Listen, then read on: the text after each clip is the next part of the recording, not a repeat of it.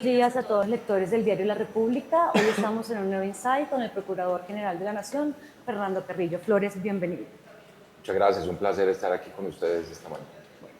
Abogado de la Universidad Javeriana, obtuvo la maestría en Derecho de Administración Pública y Finanzas Públicas en la Universidad de Harvard y un doctorado en Economía Política y Gobierno del mismo centro académico estadounidense.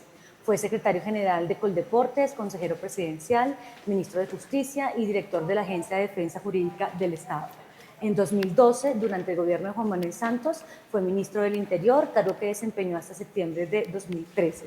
A finales de ese año fue designado embajador de Colombia en España. Ha sido profesor en las universidades Javeriana, del Rosario, de La Sabana, Universidad de los Andes, de Santo Tomás y el ESESI en Cali. En 2017 fue nombrado Procurador General de la Nación y hoy lo tenemos aquí en la redacción del diario La República. Vamos a empezar con una pregunta muy coyuntural y es el tema de la gestión de 2 años ya al frente de la Procuraduría. Queremos que nos diga un poco cuáles son las cifras de esa gestión y en qué se ha avanzado. Sí, yo quiero en primer lugar agradecerles la invitación, tener la oportunidad de mostrar que aquí se gana la confianza de la ciudadanía con hechos y no con palabras es fundamental. Y tenemos mucho para mostrar. A veces las cifras son muy aburridas, pero dicen mucho. La Procuraduría tiene 3 funciones misionales esenciales, que son por una parte la parte preventiva, es decir, el evitar, el impedir, el no dejar que se cocinen los hechos corruptos. Y ahí tenemos mucho para mostrar, porque no solo hemos intervenido en más de 130.000 casos evitando hechos de corrupción, nos hemos anticipado a la ocurrencia de daños específicamente al patrimonio público en más de 6.000 casos y por supuesto eso ha implicado un ahorro grande al Estado. Particularmente quiero referirme a una acción muy concreta, por ejemplo, que hicimos con el sector privado, con la Cámara de Infraestructura, en donde logramos prevenir y evitar que más de 300.000 millones de pesos se destinaran a los temas de corrupción en materia de contratación pública en algunos departamentos del país. Eso en lo preventivo. La segunda gran función de la Procuraduría es la intervención y nosotros intervenimos conciliando. Por ejemplo, todos sabemos que la conciliación administrativa es un mecanismo de solución de conflictos y hemos logrado ahorrarle más de 500.000 millones de pesos al Estado colombiano, es decir, con algo así como 642 millones de ahorro diario a través de más de 118.000 audiencias en todo el territorio nacional. Tenemos una Procuraduría delegada para conciliar esos temas en donde está el Estado, por supuesto, y que suponen un ahorro concreto al fisco colombiano para que no se atente contra el patrimonio público. Igualmente intervenimos en lo judicial. La Procuraduría tiene procuradores judiciales en lo penal, en lo civil, en lo administrativo, de familia, y ahí hemos participado en más de 219.000 audiencias. Participamos en la Corte Constitucional como Ministerio Público, es decir, en los procesos en la Corte Constitucional siempre conceptuamos.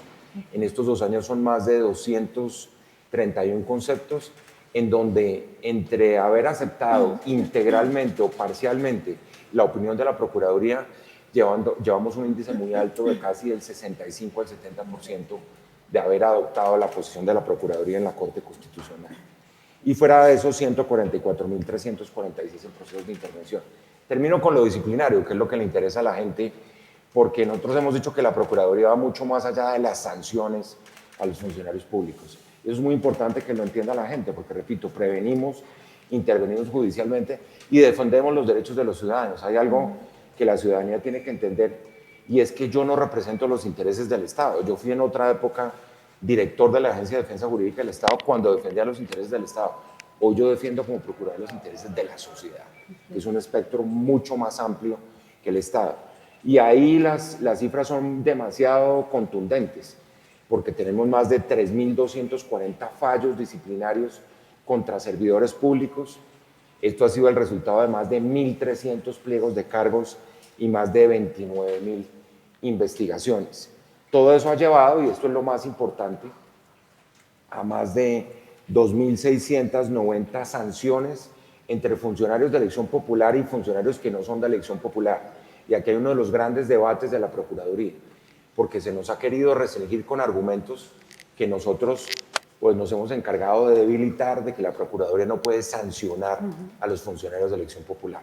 Y resulta que no solo obedece a la tradición histórica de Colombia, sino que el argumento principal y es que la Procuraduría se asimila, como otros ordenamientos de América Latina, al Poder Ejecutivo. Es completamente falso.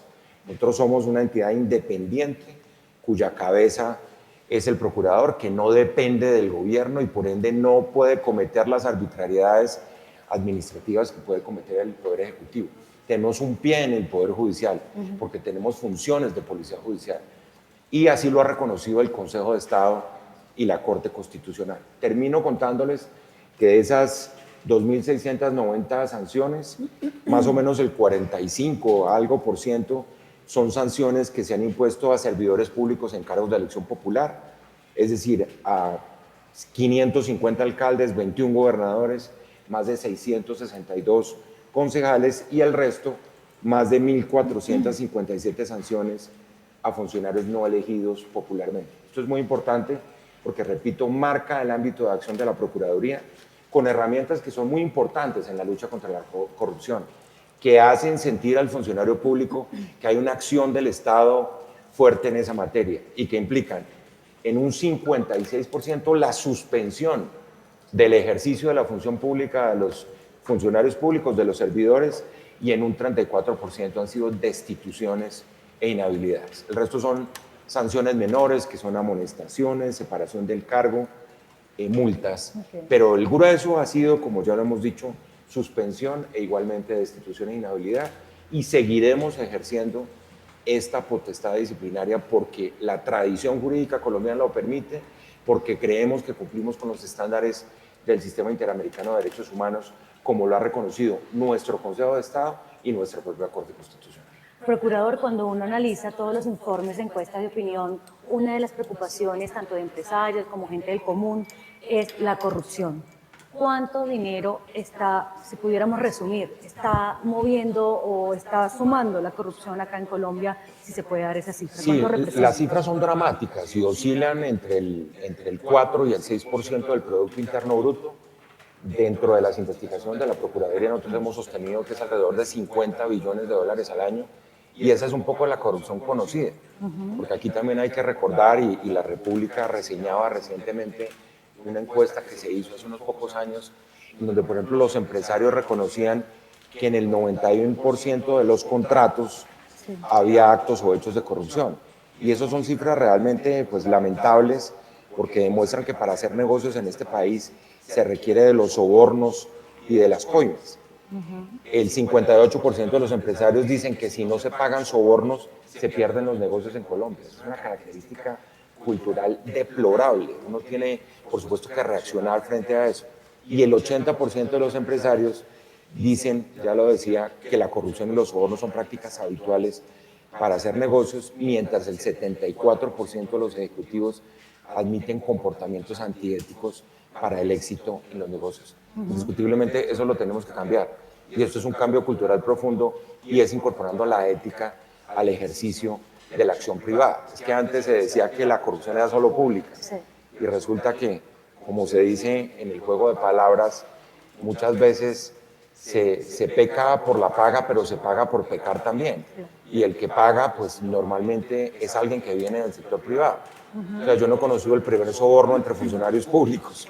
Hay alguien siempre que viene ajeno al sector público, y por ende parte de lo que hemos cambiado en la mentalidad es que la corrupción solo era ya de servidores públicos en la oscuridad de un escritorio que reciben un sobre y se lo meten dentro del bolsillo. Hoy hay corrupción mucho más sistémica, hay corrupción mucho más sofisticada.